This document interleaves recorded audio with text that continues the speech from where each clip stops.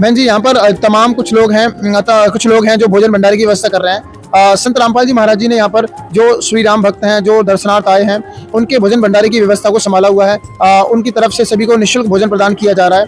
और उनके बारे में आप क्या कहना चाहेंगे? जैसा कि तो सबको पता है कि लाखों लाख भक्त रोज आते हैं, उसमें तो बहुत गरीब श्रद्धालु भी है जो अफोर्ड नहीं कर पाते हैं, वो तीर्थ पे आते हैं तो कम पैसे लेके आते हैं। उनके लिए संत रामपाल जी ने जो क्या कहते हैं भंडारा और टेंट सिटी आयोजित किया है वो बहुत सही है, क्योंकि खाना डेली अफोर्ड कर पाना या रहने की व्यवस्था कर पाना, जैसे कि पता ही है होटल का एक दिन का अगर आप एक दिन स्टे करते हो तो उसका 2000 प्लस ही जाता है बिल, जो गरीब श्रद्धालु नहीं अफोर्ड कर पाएंगे। और खाने का बिल 100 प्लस ही जाता है एक थाली अगर आप लो तो ये तो बहुत बढ़िया है कि फ्री का खाना और रहने के लिए मिल रहा है, और क्या चाहिए। बहन जी, संत रामपाल जी महाराज और भी कुछ सामाजिक सुधार के काम कर रहे हैं, सोशल रिफॉर्मिंग के काम कर रहे हैं, जैसे कि दहेज मुक्त भारत और नशा मुक्त भारत। आप युवा हैं, मैं आपसे जानना चाहता हूं कि ये कितना ज़रूरी है हमारे समाज के लिए और हमारी बहन बेटियों के लिए, उनके परिवारों के लिए कितना ज़्यादा आवश्यक है, और इनसे क्या समस्याएं हैं?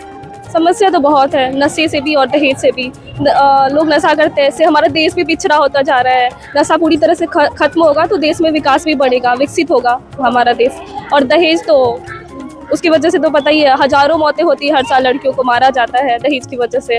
तो ये तो बहुत पिछड़ा हुआ है, इस सबसे आगे निकलना बहुत ज़रूरी है। बहन जी, एक बात और बताइए कि अगर हमारा देश नशा मुक्त, दहेज मुक्त हो जाए, प्रेम भाईचारा स्थापित हो, तो इस विषय में आप क्या कहना चाहेंगे? कितना अच्छा रहेगा हमारा देश?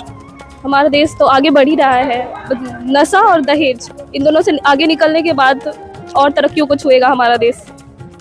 बहन जी, संत रामपाल जी महाराज जी ने, उनका कोई भी शिष्य बिल्कुल भी नशा नहीं करता है। जो पहले करते थे उन्होंने बंद कर दिया। और हम पिछली कवरेज में गए थे तो वहाँ भी हमने देखा कि उनका कोई भी शिष्य दहेज नहीं ले रहा है। दहेज मुक्त उन्होंने विवाह करवाए थे 1000।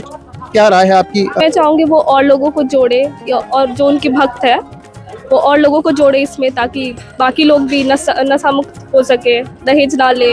इसे हमारे देश के लिए ये बहुत अच्छा रहेगा। आप भी जुड़ेंगे? हाँ, मैं जुड़ना चाहूँगी। Thank you so much.